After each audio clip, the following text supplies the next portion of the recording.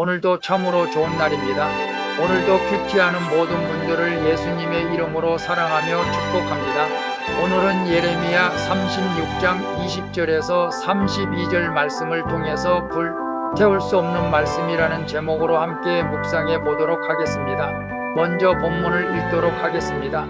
예레미야 36장 20절 그들이 두루마리를 서기관 엘리사마의 방에 두고 뜰에 들어가 왕께 나아가서 이 모든 말로 왕의 귀에 고하니 21절 왕이 여호디를 보내어 두루마리를 가져오게 하매 여호디가 서기관 엘리사마의 방에서 가져다가 왕과 왕의 곁에 선 모든 방백의 귀에 낭독하니 22절 때는 9월이라 왕이 겨울 궁전에 앉았고 그 앞에는 불 피운 화로가 있더라. 23절 여호디가 3편 4편을 낭독하면 왕이 소도로 그것을 연하여 대여 화로불에 던져서 온 두루마리를 태웠더라. 24절 왕과 그 신하들이 이 모든 말을 듣고도 두려워하거나 그 옷을 찢지 아니하였고 25절 엘라단과 들라야와 그마랴가 왕께 두루마리를 사르지 말기를 강구하여도 왕이 듣지 아니하였으며 26절 왕이 왕의 아들 여라무엘과 아스리엘의 아들 스라야와 압디엘의 아들 셀레마를 명하여 서기관 바록과 선지자 예레미야를 잡으라 하였으나 여호와께서 그들을 숨기셨더라.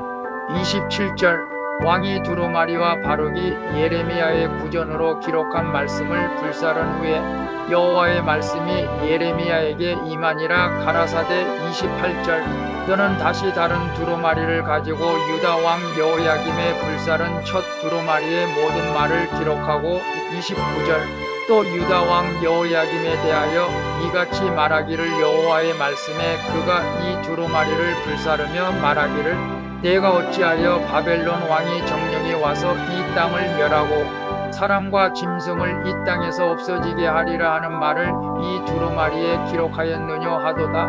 30절 그러므로 나 여호와가 유다 왕 여호야김에 대하여 이같이 말하노라. 그에게 다윗의 위에 앉을 자가 없게 될 것이요 그 시체는 버림을 입어서 낮에는 더위 밤에는 추위를 당하리라.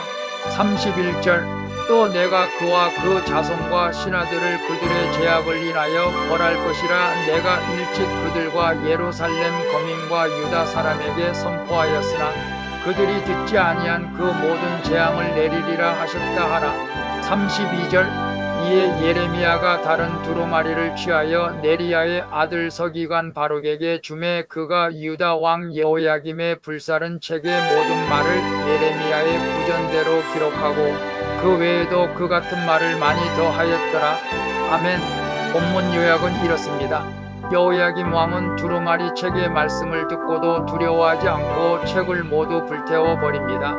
이에 하나님은 에레미야에게 다른 두루마리에 기록하고 여호야김에게 내릴 벌을 말하라고 하십니다.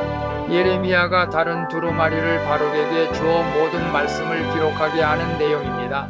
말씀의 거울로 내 신앙 점검하기 1번을 봅니다. 내가 하나님보다 더 의지하는 가짜 부유함이 있다면 무엇입니까? 20절에서 26절을 보면 여호야긴 왕은 하나님의 말씀이 담긴 두루마리를 화로불에 태워버립니다. 왕의 고관들도 왕을 절대적으로 의지하며 하나님의 말씀에 반응하지를 않습니다.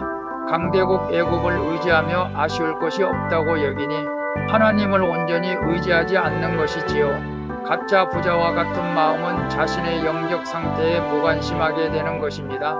이처럼 내가 기댈 수 있는 세상 힘을 하나님처럼 의지한다면 그것이야말로 내 영안을 어둡게 하는 가짜 부유함이 되는 것입니다. 그래서 내가 하나님보다 더 의지하는 가짜 부유함이 있다면 무엇입니까라고 했을 때 우리 한번 생각해 보시기를 바랍니다. 내가 권세가 이만큼 물질이 이만큼 자녀들로 인해서 부유하다고 생각하지는 않습니까? 물론 거기에 예수님이 있다면 더 풍성한 부유함이 되겠지요. 그러나 예수님 없는 부유함은 모두가 가짜 부유함이라는 걸 우리는 알아야 됩니다. 2번을 봅니다. 오늘 내가 인정하고 회개해야 할 나의 가증한 죄악은 무엇입니까? 27절에서 31절을 보면 여호야김 왕은 두루마리를 불태우고 선지자를 잡아놓으며 하나님의 말씀의 영향력에서 벗어날 수 있다고 여기었던 것입니다. 자신을 왕으로 세운 애굽을 최고로 여기니 온 세상의 왕이신 하나님을 무시한 것이죠. 하지만 그의 이런 교만은 피할 수 없는 심판의 재앙만 더 불러일으킬 뿐이죠. 결국 그의 시체는 버려져 낮에는 더위를 밤에는 추위를 당하게 됩니다. 그래서 오늘 내가 인정하고 회개해야 할 나의 가정한 죄악은 무엇입니까라고 했을 때 오늘 우리가 하나님과 말씀을 두려워하지 않는 것이 큰 죄인 줄로 믿습니다. 우리의 교만과 오만을 회개하고 말씀에 순종하여 주님의 뜻을 이루는 인생이 되기를 바랍니다. 3번을 봅니다. 주님이 내게 하시는 말씀을 듣고도 이런저런 핑계를 대며 순종하지 못하는 것은 무엇입니까? 32절에 보게 되면 여호야김은 두루마리를 태울 수는 있어도 말씀하시는 하나님을 어찌할 수는 없었던 것입니다. 하나님은 그의 심판을 기록한 다른 두루마리를 준비하십니다. 성경은 작은 두루마리 같지만 그 주인공이신 예수님은 하늘과 땅의 모든 권세를 가지신 분이십니다. 말씀을 한두 번 외면할 수는 있어도 주님을 피할 수는 없는 것이죠. 주님은 자기 백성에게 다시 말씀하시고 사랑과 사건으로 경고하십니다. 그래서 주님이 내게 하시는 말씀을 듣고도 이런저런 핑계를 대며 순종하지 못하는 것은 무엇입니까? 라고 했을 때 과거 저는 주님의 음성을 듣고도 바로 순종하지 못해서 많은 어려움을 당했습니다. 그리고 우리가 주님의 음성을 듣지 못한 것도 문제지만 주님의 음성을 듣고도 우리가 좋아하는 것 때문에 순종하지 못한 것입니다.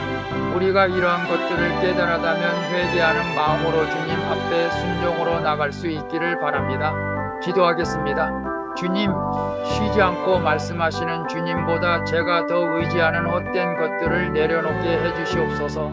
그리고 주님이 제게 주시는 말씀을 잘 받아 저의 죄악을 보고 돌이키게 해주시옵소서. 주님, 저의 완악함을 버리고 즉시 순종할 수 있게 도와주시옵소서. 오직 주님만이 나의 힘이시고 능력이 됨을 믿습니다. 예수 그리스도의 이름으로 기도합니다. 아멘. 오늘도 수고하셨습니다. 사랑합니다. 축복합니다. 샬롬.